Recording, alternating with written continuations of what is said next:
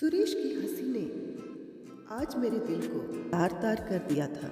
पर अब मैंने सोच लिया था, जीवन ने मुझे अपने मनचाहे जीवन साथी के साथ जीने का मौका तो नहीं दिया, लेकिन अपने सम्मान और अपने अस्तित्व को बनाए रखने का अवसर मैं किसी हाल में हाथ से नहीं जाने दूंगी। जाने क्यों दिल ना चाहते हुए भी तुम्हारे ही ख्यालों से सराबोर है। आज पीछे मुड़कर देखती हूँ तो सब कुछ पाकर भी सब कुछ हार चुकी हूँ मैं। कहने को तो ज़िंदगी को सुखी बनाने वाले तमाम साधन हैं मेरे पास, लेकिन ज़िंदगी को खुशी देने वाले वो पल नहीं हैं, क्योंकि तुम जो नहीं हो मेरे पास। सुख सिर्फ भौतिक साधनों में नहीं होता, सुख होता है अपनेपन में, एक दूसरे की फिक्र करने में, एक दूसरे के साथ घंटों बिन बोले यूं ही बैठे रहने में। उस रात भी तुमने मुझे यह समझाने की बहुत कोशिश की जब तुमसे सारे रिश्ते नाते तोड़ने आई थी मैं। कल्पना, तुम शायद अभी मेरी परिस्थितियों को नहीं समझ रही हो, लेकिन एक दिन आएगा जब तुम्हें यह एहसास होगा कि तुमने क्या खोया है। माना आज मेरे पास तुम्हें देने के लिए अपने प्यार और सम्मान के सिवा कुछ भी नहीं है, लेकिन मैं इसी कोशिश में जुटा हूँ कि जल्द ही वो सब कुछ हासिल कर लूँ जो तुम चाहती हो। बस थोड़ा इंतज़ार कर लो। अमित, तुम जानते हो कि मेरे बॉस मुझसे बेहद प्रभावित हैं और मुझसे शादी करने के इच्छुक हैं। तुम बताओ, उन्हें मना करने का क्या आधार है मेरे पास। मेरे घर वाले भी इस रिश्ते से खुश हैं, वो अब मुझे और समय नहीं देंगे। कल्पना, प्लीज़ जल्दी से तैयार हो जाओ, आज मिस्टर वर्मा के यहाँ पार्टी में जाना है। सुरेश की आवाज़ से मेरी तंद्रा भंग हुई और मैंने यादों की कारवां को वहीं रोक दिया। बेमन से मैं तैयार होने लगी तो सुरेश ने फिर टोका, तुम्हारा मुंह क्यों लटका हुआ है? प्लीज़ ये मेलोड्रामा शुरू मत करो, फेस पर स्माइल होनी चाहिए। सुरेश, मुझे कल रात से बुखार है, मन नहीं है कहीं भी जाने का। तुम मिडिल क्लास लोगों की यही तो आदत होती है, हाई क्लास सोसाइटी में रहने के सपने तो देखते हो, लेकिन हाँ, यहाँ के मैनर्स एटिकेट्स जरा भी नहीं आते। गुस्से में कहकर सुरेश पार्टी के लिए अकेले ही निकल गए। मैं फिर चुपचाप बालकनी में आकर बैठ गई। ये तारे देख रही हो कल्पना, निराशा के बीच भी आशा जगाए रखते हैं कि रात कितनी भी अंधेरी हो, हम टिमटिमाना नहीं छोड़ेंगे। तुम्हारे साथ बीता हर पल इन्हीं तारों की रोशनी की तरह है, और तुम मेरे जीवन का चांद हो। अमित की बातें फिर रह रह कर याद आने लगी। मुझे हल्का सा बुखार था उस दिन। मेरे उतरे हुए चेहरे को देखकर उसने कही थी ये बातें। दूसरी तरफ सुरेश है। आज यह एहसास हो रहा है पड़ता कि सुरेश को मेरी तरफ मेरे रूप रंग और शरीर ने आकर्षित किया था। मेरी रूह को समझने की, मेरे मन में झांकने की तो शायद उन्होंने कोशिश की ही नहीं कभी। हर बात पर जलील करते हैं, हर बात पर ताने देते हैं, और हर रोज़ मेरे भीतर कुछ टूटता है। मम्मा, क्या हुआ आपको? पिंकी के कोमल स्वर कानों में पड़े तो चेहरे पर मुस्कान आई। कुछ नहीं बच्चा, आप सोए नहीं अभी तक? 2 दिन बाद हमारे स्कूल में प्रोग्राम है, आपको आना है, याद है ना? पिंकी ने पूछा तो मैंने प्रॉमिस किया उससे कि याद है, मैं और उसके पापा दोनों आएंगे। सुरेश मुझसे भले ही कैसा भी व्यवहार करते हो, पिंकी पर जान देते थे, सो हम दोनों ही उसके स्कूल गए। प्रोग्राम शुरू होने ही वाला था कि मेरी नज़र जाने पहचाने चेहरे पर गई। अमित यहाँ पर? तभी उनका परिचय करवाया गया कि ये देश के जाने माने लेखक व साहित्यकार अमित जी हैं। इन्हें मुख्य अतिथि के रूप में अपने बीच पाकर हम सभी गौरव अनुभव कर रहे हैं। प्रोग्राम खत्म हुआ। अमित ने भरी भीड़ में इतने सालों बाद भी झट से मुझे पहचान लिया। हमारे पास आकर बोले, आपकी बिटिया बहुत प्यारी और होनहार है, इतनी कम उम्र में इतनी अच्छी कविता लिखी है। उसकी प्रतिभा को पहचान कर आगे बढ़ाएं। सुरेश, ये अमित हैं, कॉलेज में मेरे साथ थे।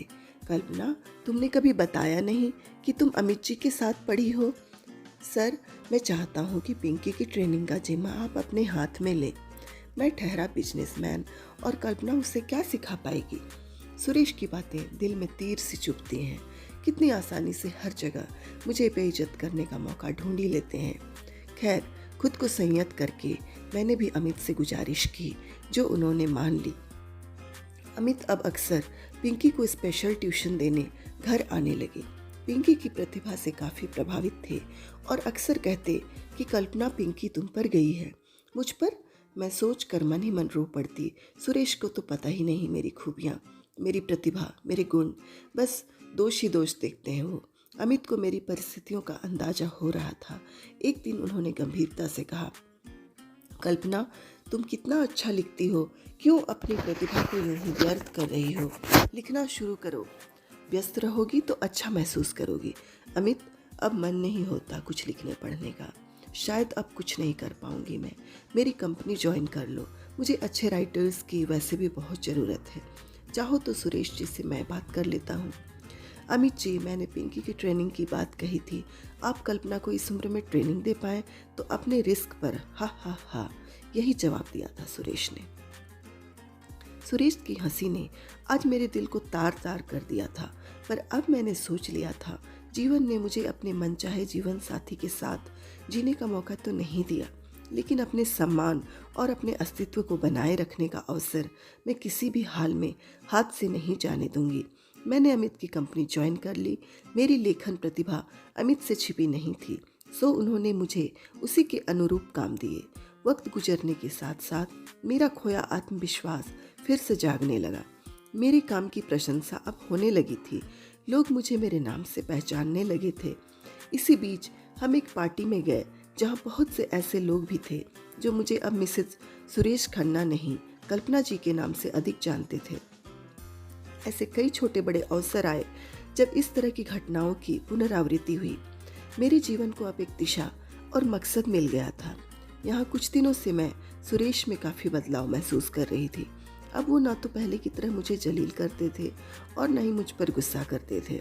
मैं कुछ समझ ही नहीं पा रही थी। क्या बात है कल्पना, तुम कुछ सोच रही हो?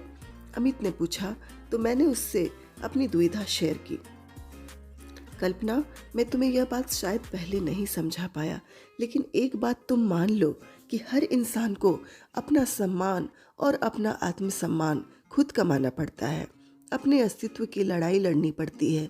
ना सिर्फ समाज को बल्कि आपके बेहद करीबियों को भी यह साबित करना पड़ता है कि आप एग्जिस्ट करते हो। लेकिन अमित, तुम्हें तो मुझे कुछ भी साबित करने की ज़रूरत नहीं पड़ी। तुम तो मुझे शुरू से ही वही सम्मान देते रहे हो। ऐसी बात नहीं है कल्पना, मैंने तुम्हारा हुनर उसी वक्त जान लिया था, लेकिन सुरेश अब तक नहीं जान पाया था क्योंकि तुमने खुद कभी कोशिश नहीं की। उसने तुम्हारी रूह को नहीं छुआ, लेकिन क्या तुमने कभी उसे छूने की कोशिश की? हर इंसान अलग होता है, जिसे अलग तरीके से ही हैंडल किया जाना चाहिए। अमित की बातों में सच्चाई तो थी। मैंने खुद को भाग्य के भरोसे छोड़ दिया था और बस सुरेश से शादी करने के गलत निर्णय पर खुद को कोसती रहती थी। लेकिन सुरेश के सामने अपने अस्तित्व की लड़ाई कभी लड़ने की कोशिश ही नहीं की। आज जब मेरी अलग पहचान बनने लगी है तो सुरेश की नज़रों में अपने प्रति सम्मान भी नज़र आने लगा है। अमित सही कहते हैं, हमें अपने बेहद करीबियों को भी यह साबित करना पड़ता है कि हम एग्जिस्ट करते हैं, यानी हमें सम्मान कमाना पड़ता है अपनी मेहनत और संघर्ष से। जिंदगी फिर से अब मुस्कुराने लगी है। सुरेश का प्यार अब धीरे धीरे मेरी रूह को छूने लगा है।